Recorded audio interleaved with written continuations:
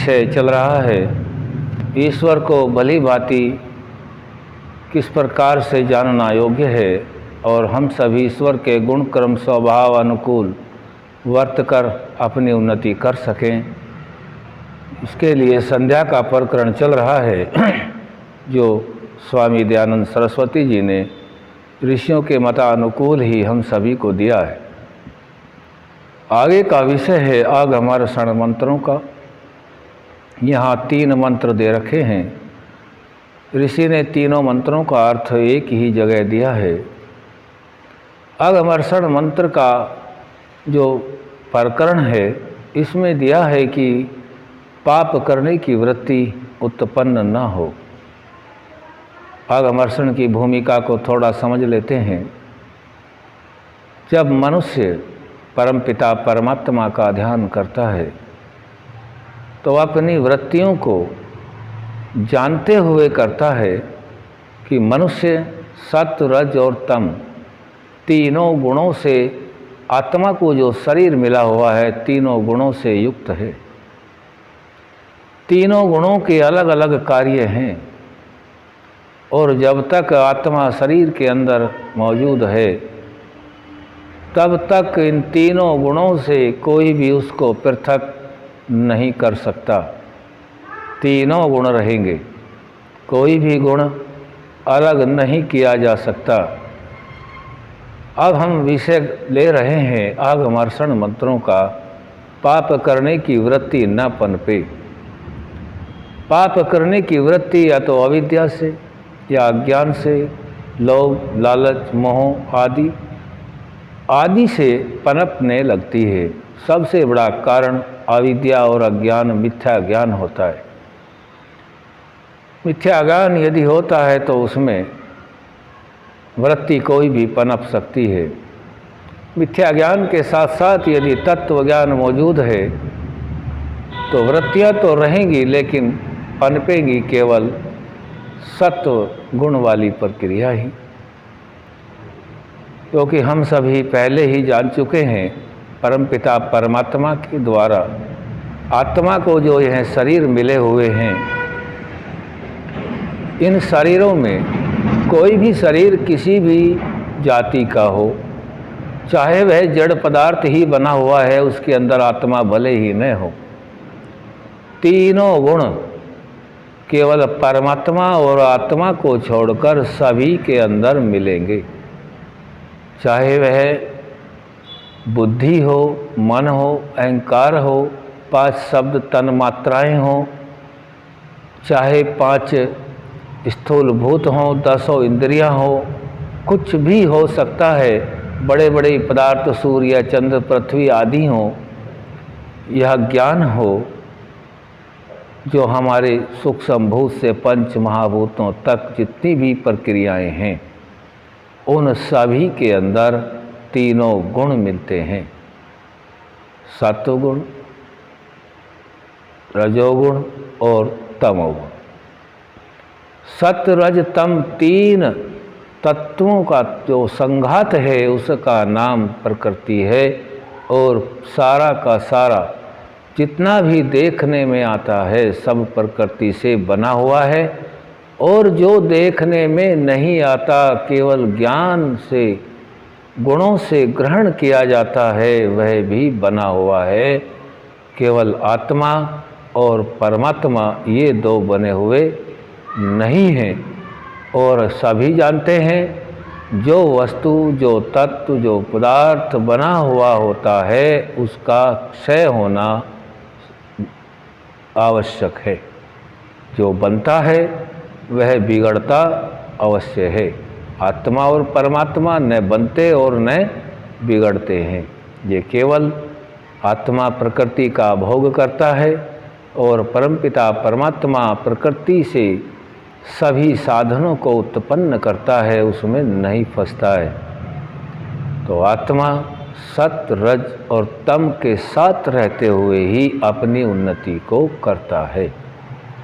आगमर्षण से हमें क्या ज्ञान प्राप्त करना है कि पाप की वृत्ति न पनपे या लोभ में पाप की वृत्ति पनपती है। सभी विद्वान लोग एक मत से कहते हैं कि सभी पापों का मूल लोभ है, और वह लोभ मिथ्या ज्ञान से जुड़ा हुआ होता है।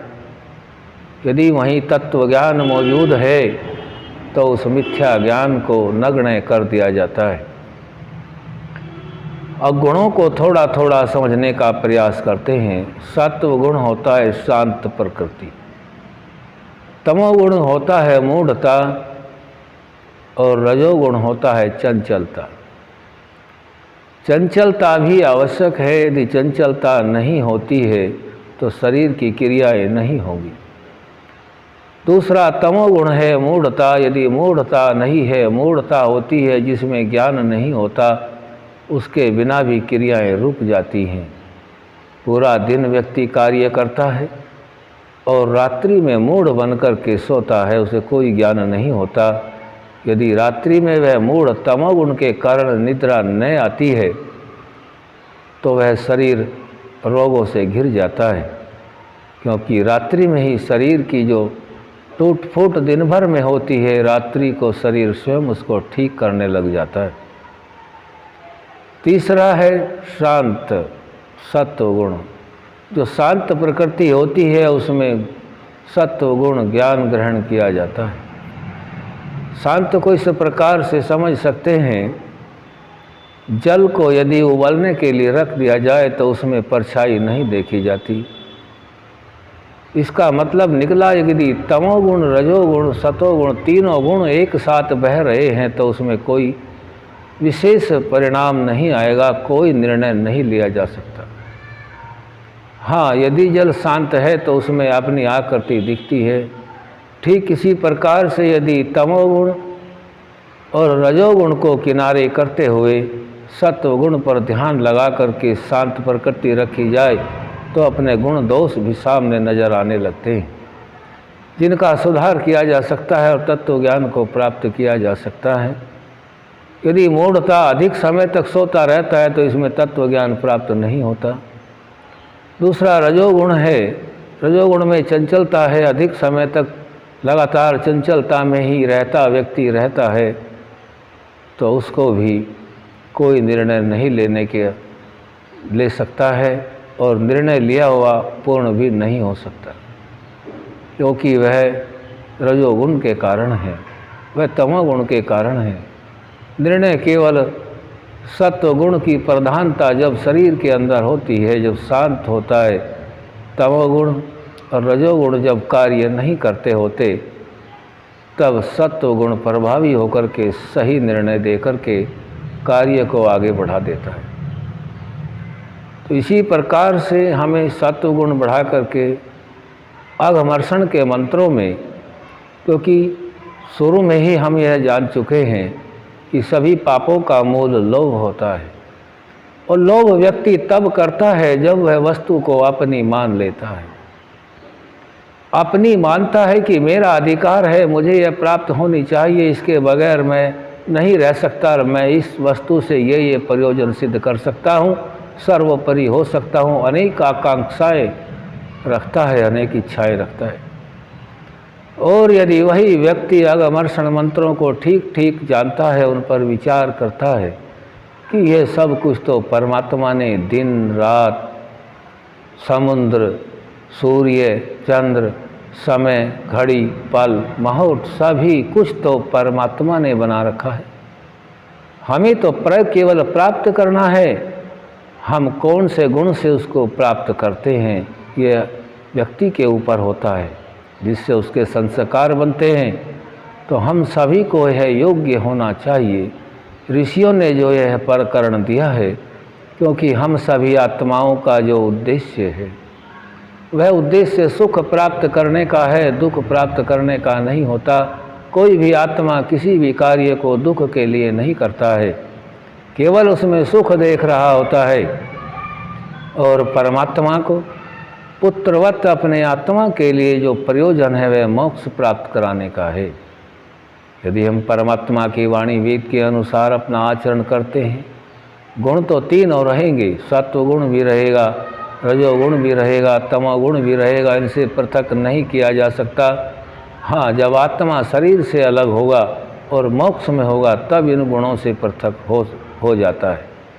जब तक जन्म जन्मांतरों में आत्मा घूमता रहेगा, प्राप्त जन्मों को करता रहेगा, तब तक इन गुणों से अलग नहीं कि हुआ जा सकता। केवल ज्ञान ही एक ऐसा विषय है जो ज्ञान के आधार पर हम रज और तम गुण को समझ करके सत्व गुण को बढ़ा लेते हैं। यदि रजोगुण को बढ़ा लेते हैं तो व्यक्ति रजोगुणी हो जाता है, तमोगुण को बढ़ाते हैं तो तमोगुणी हो जाता है, सत्व गुण को बढ़ा लिया जाए तो सत्व गुणी हो जाता है। रहते तीनों हैं। जिस पदार्थ की जितनी अधिकता होती है उसी नाम से वह कार्य जाना जाता है। तो अब हमने थोड़ा सा अघमर्षण के मंत्रों के विषय में भूमिका रूप में जाना है। आगे से हम जो भी क्रिया होगी, आगे का जो प्रकरण रखा जाएगा, अघमर्षण मंत्रों के अर्थों को जानने का प्रयास किया जाएगा। आज यहीं तक। ओम सम।